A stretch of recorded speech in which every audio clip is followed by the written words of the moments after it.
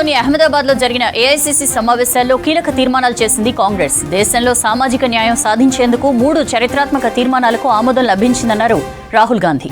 మొదటి తీర్మానంగా ప్రత్యేక చట్టం ద్వారా రిజర్వేషన్లపై ఉన్న 50% పరిమితిని ఎత్తేస్తామని తెలిపారు. రెండో హామీగా ఎస్సీ/ఎస్టీ సబ్ ప్లాన్ కు చట్టపరమైన రూపాన్ని తెస్తామన్నారు. దీంతో పాటు జనాభా ఆధారంగా ఎస్సీ/ఎస్టీలకు బడ్జెట్లో కేటాయింపులు చేస్తామని చెప్పారు. మూడో తీర్మానంగా ఎస్సీ/ఎస్టీ ఓబీసీలకు ప్రైవేటు విద్యా సంస్థల్లో రిజర్వేషన్లు కల్పిస్తామని తెలిపారు. దేశంలోని బహుజనుల అభివృద్ధికి కాంగ్రెస్ పార్టీ కట్టుబడి ఉందన్నారు Rahul.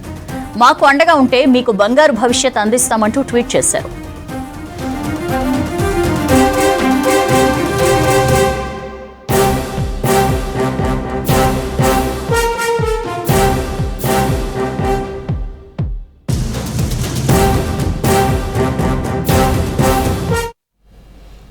Young India police schools దేశానికి ఆదర్శమన్నారు రేవంత్ రెడ్డి. తమ ప్రభుత్వ బ్రాండ్ కూడా ఈ స్కూలేనని చెప్పారు. హోంగార్డ్ నుంచి డీజీపీ స్థాయి అధికారుల పిల్లలు ఒకే చోట చదువులు తాము తీసుకొచ్చిన సమగ్ర మార్పని చెప్పారు Revanth.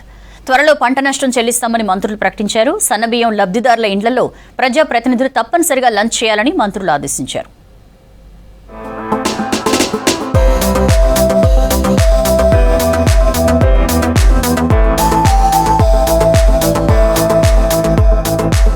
Young India is my brand అన్నారు సీఎం రేవంత్ రెడ్డి. నా బ్రాండ్ ఎడ్యుకేషన్, ఎంప్లాయ్మెంట్ అని స్పష్టం చేశారు. రంగారెడ్డి జిల్లా మంచిరేవల్లో యంగ్ ఇండియా పోలీస్ స్కూల్ ప్రారంభించారు సీఎం రేవంత్. హోంగార్డ్ నుంచి డీజీపీ స్థాయి అధికారుల పిల్లలకు స్కూల్లో అత్యున్నత ప్రమాణాలతో విద్య అందిస్తామన్నారు.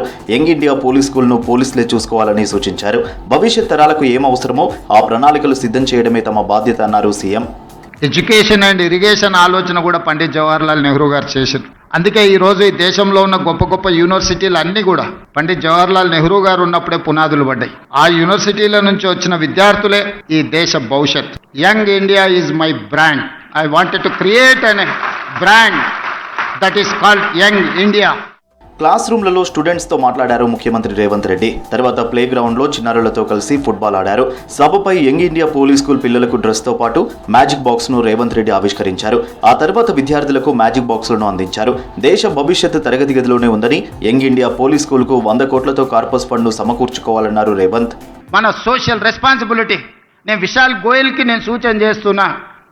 ఎందుకంటే సిలికాన్ వ్యాలీతో పోటీ పడే విధంగా షామీర్పేటలో ఫార్మాసైడ్ వీళ్ళు ఒక ఇన్ఫ్రాస్ట్రక్చర్ అంతా క్రియేట్ చేసిండ్రు ఈరోజు.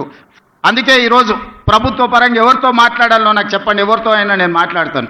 మీ ఇన్ఫ్రాస్ట్రక్చర్ కాకుండా ఒక 100 కోట్లు మీ కార్పస్ ఫండ్ క్రియేట్ చేసుకొని ప్రతి రూపాయి కోసం గవర్నమెంట్ వైపు చూడొద్దు. బోర్డ్ ఆఫ్ డైరెక్టర్స్ కూర్చొని 100 crores మీ దగ్గర ఉంటే అందులోకి వెళ్ళి ఎవ్రీ ఇయర్ నుంచి ఎట్లా ఖర్చు పెట్టుకోవాలో మీరే సొంతంగా నిర్ణయం తీసుకోండి. కార్పస్ ఫండ్ క్రియేట్ చేయడానికి అవసరమైన అనుమతులు ఏం కావాలో నాకు చెప్పండి. ఆ అనుమతులన్నిటిని ఇచ్చే బాధ్యత నాది. డీజీపీ స్థాయి నుంచి హోంగార్డ్ వరకు యంగ్ ఇండియా పోలీస్ స్కూల్లో చదివే వెసులుబాటు కల్పించామన్నారు మంత్రి శ్రీధర్ బాబు.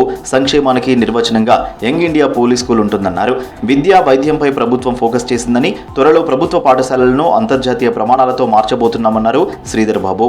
ప్రైవేటు విద్యకు ధీటుగా ఈరోజు ప్రభుత్వ విద్యను ముందుకు తీసుకెళ్లే భాగంలో ఈరోజు పోలీసుకు సంబంధించిన ఈ స్కూల్ను కూడా నిర్వహణ చేయాలనే ఒక దృక్పథంతో మరి ముందుకెళ్తా ఉన్న సన్నబియ్యం లబ్ధిదారుల ఇంట్లో ప్రజాప్రతినిధులు ఒకరోజు భోజనం చేయాలన్నారు మంత్రి ఉత్తమ్ కుమార్ రెడ్డి. సన్నబియ్యం విషయంలో ప్రతిపక్షాల ఆరోపణలను ప్రజాప్రతినిధులు సమర్థవంతంగా తిప్పికొట్టాలన్నారు.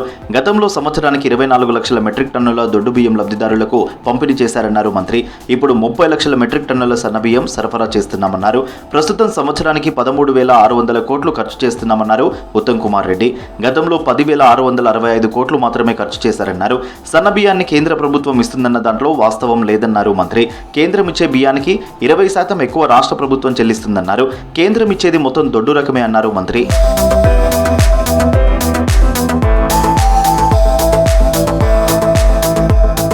రాష్ట్రంలోని రైతుల ఆధ్వర్యంలో నాణ్యమైన విత్తనాలు ఉత్పత్తి చేయడంపై సమీక్ష నిర్వహించారు మంత్రి తుమ్మల నాగేశ్వరరావు. అకాల వర్షాలకు పంట నష్టం జరిగిన రైతులకు సకాలంలో పరిహారం అందిస్తామన్నారు.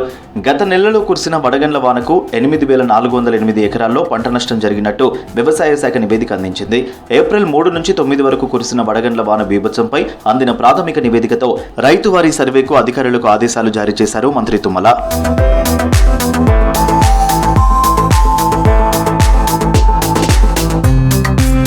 పోషకాహార తెలంగాణ లక్ష్యంగా సిబ్బంది పనిచేయాలన్నారు మంత్రి సీతక్క. అంగన్వాడీ కేంద్రాలు పూర్తి స్థాయిలో పనిచేసేలా చర్యలు తీసుకోవాలన్నారు. చిన్నారులు లేని అంగన్వాడీ కేంద్రాలను డిమాండ్ ఉన్న ప్రాంతాలకు తరలించాలని ఆదేశించారు. అంగన్వాడీ కేంద్రాలకు గ్రేడింగ్స్ ప్రకటిస్తామన్నారు. మంచి గ్రేడింగ్లు వచ్చే కేంద్రాల సిబ్బందికి జిల్లా అధికారులకు అవార్డులు ఇస్తామన్నారు. అంగన్వాడీకి అందే సరుకుల్లో నాణ్యత లోపిస్తే కఠిన చర్యలు తీసుకుంటామని హెచ్చరించారు సీతక్క. సెక్రటేరియట్లో మహిళా శిశు సంక్షేమ శాఖపై సంబంధిత అధికారులతో వీడియో కాన్ఫరెన్స్ నిర్వహించారు మంత్రి.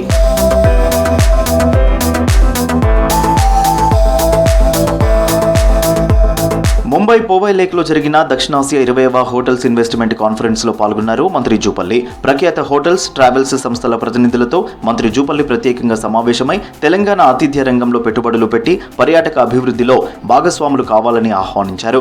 పబ్లిక్ ప్రైవేట్ పార్ట్నర్షిప్ విధానం ద్వారా పర్యాటక అభివృద్ధి చేయాలని భావిస్తున్నామని, పర్యాటక రంగానికి ఊతమిచ్చేలా రాష్ట్రంలో పెట్టుబడి పెట్టేందుకు వచ్చే పెట్టుబడిదారులకు పెద్ద ఎత్తున మెరుగైన రాయితీలు, ప్రోత్సాహకాలను కల్పించి ప్రభుత్వం తరపున పూర్తి సహకారం అందిస్తామని భరోసా ఇచ్చారు.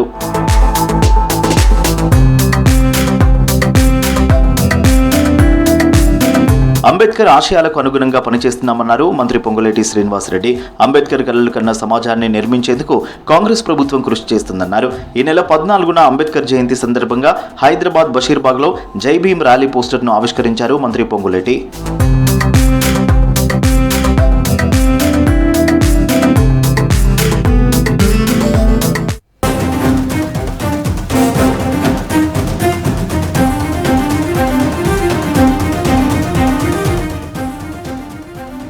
నాగార్జున సాగర్ ఎడమ కాల్వకు సాగునీటి విడుదల నిలిపివేశారు డ్యాం అధికారులు. లెఫ్ట్ కెనాల్ కు సాగునీటి అవసరాలు తీరడంతో నీటిని నిలిపివేసినట్లు తెలిపారు.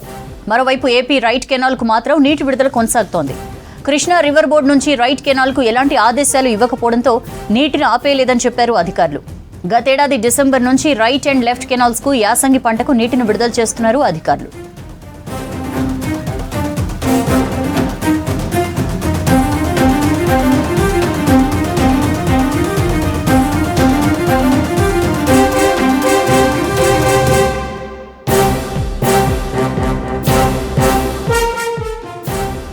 నాగార్జున సాగర్ ఎడమ కాల్వకు సాగునీటిని విడుదలను నిలిపివేశారు డ్యాం అధికారులు.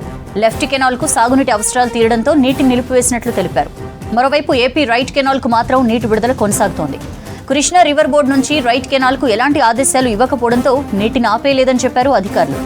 గతేడాది డిసెంబర్ నుంచి రైట్ అండ్ లెఫ్ట్ కెనాల్స్ కు యాసంగి పంటకు నీటిని విడుదల చేస్తున్నారు అధికారులు.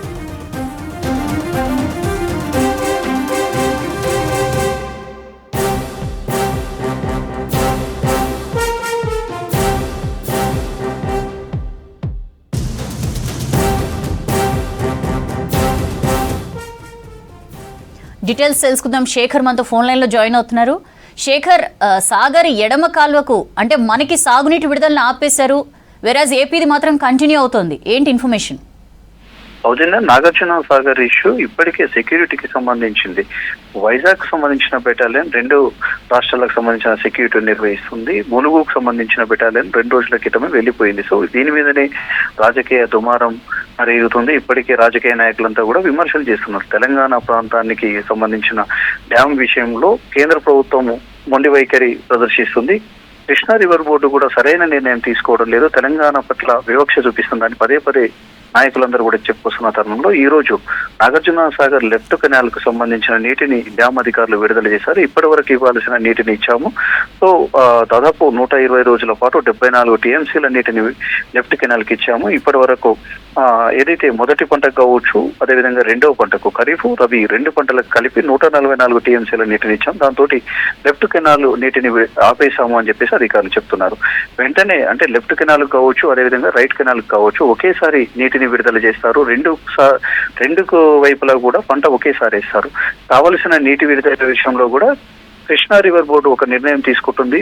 అక్కడ రైట్ కెనాల్ కు సంబంధించి 11 లక్షల ఎకరాలు సుమారు సాగవుతాయి. అదేవిధంగా లెఫ్ట్ కెనాల్ కు సంబంధించి కూడా 11 లక్షల ఎకరాలు సాగవుతుంది. కానీ పూర్తిగా తెలంగాణ ప్రాంతానికి వచ్చేటప్పటికి రైట్ కెనాల్ ఏమో పూర్తిగా ఏపీకి సంబంధించి 11 లక్షల ఎకరాలు, కానీ లెఫ్ట్ కెనాల్ విషయంలో దాదాపు 6 లక్షల ఎకరాలు మాత్రమే తెలంగాణ ప్రాంతానికి సాగవుతుంది. మిగతా 6 లక్షల ఎకరాలు ఏపీ మళ్ళీ ఆ నీటిని విడుదల చేస్తారు లెఫ్ట్ కెనాల్లో కూడా. అంటే నల్గొండ జిల్లా, ఉమ్మడి నల్గొండ జిల్లా కావచ్చు, అదేవిధంగా ఖమ్మం జిల్లా, ఈ 2 జిల్లాల్లో మాత్రమే దాదాపు 6 లక్షల ఎకరాలు మాత్రమే సాగవుతాయి. కానీ ఇప్పుడు పంటకు సంబంధించి సరిపడా నీళ్లు వచ్చాయి, దాంతో నీటిని నిలిపివేశామని చెప్పుకొస్తున్నారు. కానీ రైట్ కెనాల్ కు సంబంధించి ఇప్పటికి కూడా నీళ్లు కొనసాగుతూనే ఉన్నాయి. వాళ్ళు వాడాల్సిన నీటి కంటే ఇప్పటి వరకు ఎక్కువ టీఎంసీల నీటిని వాడుతున్నారు. ఇదే విషయాన్ని కృష్ణా రివర్ బోర్డుకు కూడా చెప్పాం, కానీ కృష్ణా రివర్ బోర్డు సరిగా స్పందించడం లేదని అధికారులు కూడా చెప్పుకొస్తున్న పరిస్థితి. ఇదంతా కూడా ఆఫ్ ద రికార్డ్ నడుస్తుంది. కృష్ణా రివర్ బోర్డుకు ఈ రోజు కూడా లెఫ్ట్ కెనాల్ నీటిని ఆఫ్ చేయగానే రైట్ కెనాల్ కు సంబంధించి నీటిని కంటిన్యూ అవుతుంది. దాన్ని కూడా ఆపాలి అని చెప్పేసి వాళ్ళకు సమాచారం ఇచ్చారు. కానీ ఈ రోజు సెంట్రల్ కు సంబంధించిన కృష్ణా రివర్ బోర్డులో సెలవు ఉన్నది, దాంతో రేపు మాట్లాడతామని చెప్పేసి వాళ్ళు చెప్పుకొస్తున్నారు. కానీ మార్చి నెలకు లోపే వీళ్ళందరూ వాడాల్సిన నీటిని మొత్తం కూడా పూర్తిగా వాడుకున్నది రైట్ కెనాల్. కానీ మళ్ళీ కూడా నీటిని కంటిన్యూ చేస్తున్నది, చెరువులను కుంటలు నింపేసుకుంటున్నది. కానీ లెఫ్ట్ కెనాల్ కు వచ్చేటప్పటికి నీటిని ఆపేశారు. అదేవిధంగా ఇప్పటికే నాగార్జున సాగర్ ప్రాజెక్టు పూర్తిగా ఎండాకాలం రాలేదు. ఎండాకాలం రాకముందే మొత్తం కూడా డెడ్ స్టోరేజ్ కి దగ్గరలో ఉన్నది. వర్షాలు పెద్ద ఎత్తున పడ్డాయి లాస్ట్ టైం, కానీ పూర్తిగా దాంట్లో మట్టితో కూరుకుపోయింది నాగార్జున సాగర్ ప్రాజెక్టు. దాంతో ప్రాజెక్టు నిండగానే నీటిని మొత్తం కూడా సముద్రంలోకి నీటిని విడుదల చేశారు, వదిలేశారు. దాంతో ఇప్పుడు ప్రస్తుతం ఎండాకాలం రాకముందే పూర్తిగా నాగార్జున సాగర్ డెడ్ స్టోరేజ్ కి వచ్చింది. తాగునీటి కూడా కష్టమయ్యే పరిస్థితి ఉంది. హైదరాబాద్ జంట నగరాలతో పాటు తెలంగాణ ప్రాంతానికి ఎక్కువ నీటిని అందించేది ఈ నాగార్జున సాగర్ ప్రాజెక్ట్. అసలు ఇప్పుడు ప్రాజెక్ట్ లో డెడ్ స్టోరేజ్ కి వచ్చింది. కానీ రైట్ కెనాల్ కి సంబంధించిన నీటిని మాత్రము ఆపేయడంలో అధికారులు నిర్లక్ష్యం వ్యవహరిస్తున్నారు. కృష్ణా రివర్ బోర్డు కూడా సరిగా స్పందించడం లేదనేది తెలంగాణ ప్రాంతానికి సంబంధించిన నాయకులు కావచ్చు, అధికారులు కావచ్చు ఫిర్యాదు చేస్తున్న పరిస్థితి అయితే కనిపిస్తుంది. ఇప్పటికే ఇంత ఇష్యూ నడుస్తున్నప్పటికీ కూడా రైట్ కెనాల్లో నీటిని తరలింపు పట్ల మాత్రము పెద్ద ఎత్తున విమర్శలు వస్తున్నాయి. ఏపీ ప్రభుత్వానికి కేంద్ర ప్రభుత్వం కొంత సపోర్ట్ చేస్తుంది. అదేవిధంగా కృష్ణా రివర్ బోర్డు కూడా సరైన నిర్ణయం తీసుకోవడంలో కావచ్చు, అదేవిధంగా తెలంగాణ ప్రాంతం, అదేవిధంగా ఏపీ ప్రాంతం రెండు కూడా ఒకే భారతదేశంలో ఉన్నాయి. ఈ రెండు ప్రాంతాలు కూడా కేంద్రానికి సమానంగా ఉండాలి. ఈ విషయంలో కొంత వివక్ష చూపిస్తుందనే ఆరోపణలు కూడా వెలువెత్తున్నాయి. ఈ టైంలో ఇప్పుడు రైట్ కెనాల్ నీటి విడుదల విషయంలో మాత్రం ఒక దుమారమే లేపుతుందని చెప్పుకోవచ్చు. Soujanya. Right Shekhar, thank you.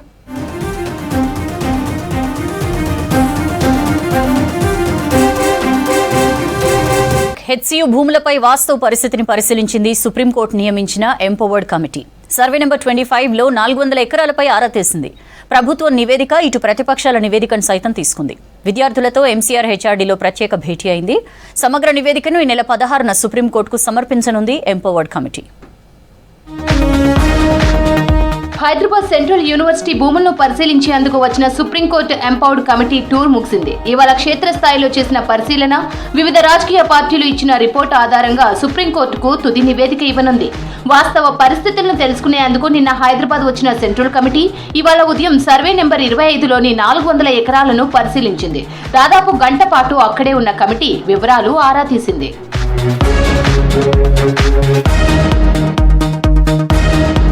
400 ఎకరాల్లో వృక్ష సంపద, వన్య ప్రాణుల పరిస్థితిని తెలుసుకున్నారు ఎంపవర్డ్ కమిటీ సభ్యులు.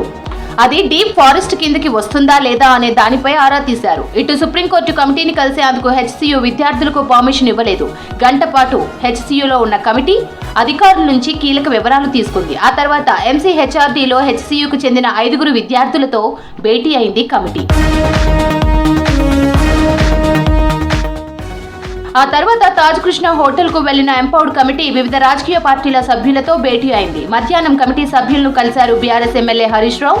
హెచ్సియులోని సర్వే నెంబర్ 25కు చెందిన 400 ఎకరాలపై డాక్యుమెంట్లు, విజువల్ తో కూడిన నివేదికను కమిటీకి అందించారు. సాయంత్రం ఎంపవర్డ్ కమిటీని కలిశారు రాష్ట్ర బీజేపీ ఎంపీలు. వాస్తవ పరిస్థితులపై కమిటీకి నివేదిక అందించారు. 2012లో అప్పటి రంగారెడ్డి జిల్లా కలెక్టర్ రాస్తే ఇయ్యాలటి దాకా 23 మీరు దిగిపోయేదాకా మీరు భూమిని మార్చలేరు. ఎంత కన్నింగ్ వల్ల వాళ్ళు చెప్తా మీకు. తెలంగాణ కేబినెట్, ఇదే హరీష్ రావు గారు, అదే కేటీఆర్ గారు, వీళ్ళంతా ఉన్నటువంటి కేబినెట్ సెంట్రల్ యూనివర్సిటీ భూములని పట్వారికి చెప్పి రాపియలేదు. ఎందుకంటే టీఆర్ఎస్ వాళ్ళ ఇంటెన్షన్ భూములు అమ్ముకోవడం. మొత్తం ఈ రాష్ట్రంలో భూముల్ని నాశనం చేసింది, రియాల్టర్లో కట్టుబెట్టింది. ముఖ్యమంత్రి అనే ఆఫీసుని రియల్ ఎస్టేట్ సంస్థగా మార్చింది ఎవడని ఉంటే అది టీఆర్ఎస్ పార్టీ. హెచ్సియు భూములపై వాస్తవాలను కమిటీ పరిశీలించిన నివేదికను ఈ నెల 16న సుప్రీంకోర్టుకు సమర్పించనుంది కమిటీ. నివేదిక ప్రకారం సుప్రీంకోర్టు తదుపరి చర్యలకు ఆదేశించనుంది.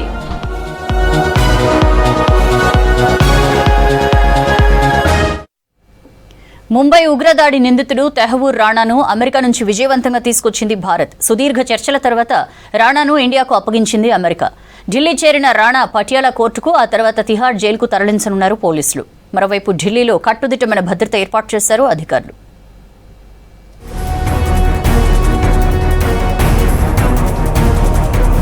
మోస్ట్ వాంటెడ్ టెర్రరిస్ట్ 26/11 ముంబై ఉగ్ర దాడుల సూత్రధారి తహవూర్ రానాను కస్టడీలోకి తీసుకుంది భారత్. 16 ఏళ్లుగా అమెరికా నిర్బంధంలో ఉన్న రానాను ఇండియాకు తీసుకొచ్చింది ఎన్ఐఏ. సుదీర్ఘ చర్చల తర్వాత యుఎస్ నుంచి ప్రత్యేక విమానంలో ఢిల్లీ ఇందిరాగాంధీ ఇంటర్నేషనల్ ఎయిర్పోర్ట్ కు తరలించారు. ఆ తర్వాత భారీ భద్రత మధ్య బుల్లెట్ ప్రూఫ్ వాహనంలో సురక్షిత ప్రాంతానికి తీసుకెళ్లారు అధికారులు.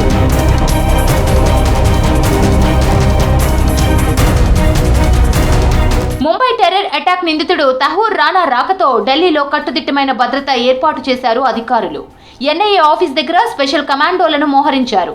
అలాగే రానా కేసును వాదించేందుకు స్పెషల్ పబ్లిక్ ప్రాసిక్యూటర్ నరేంద్ర మాన్ను నియమించింది కేంద్రం. 3 ఏళ్లు లేదా ట్రయల్ పూర్తయ్యే వరకు కోర్టుల్లో ఎన్ఐఏ తరపున వాదనలు వినిపించనున్నారు మాన్.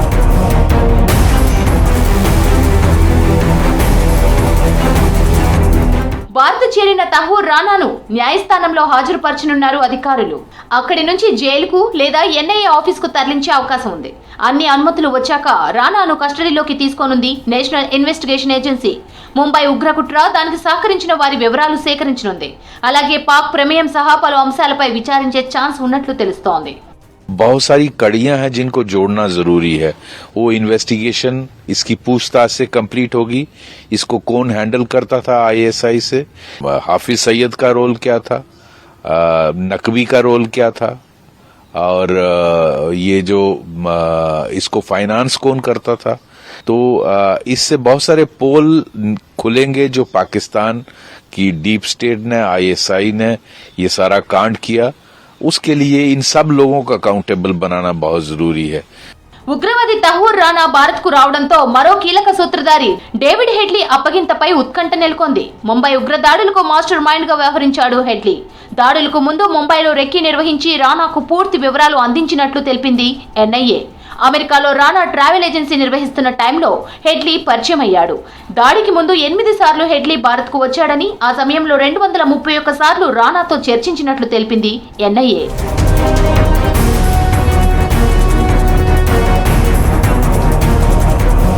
భారత్ ఆర్థిక రాజధాని ముంబైలో 2008 నవంబర్ 26న 10 మంది ఉగ్రవాదులు బీభత్సం సృష్టించారు. సముద్ర తీరం నుంచి ముంబైలోకి ప్రవేశించి విచక్షణారహితంగా కాల్పులు జరిపారు.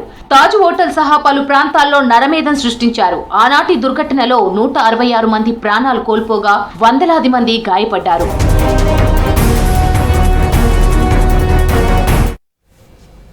That's all for now.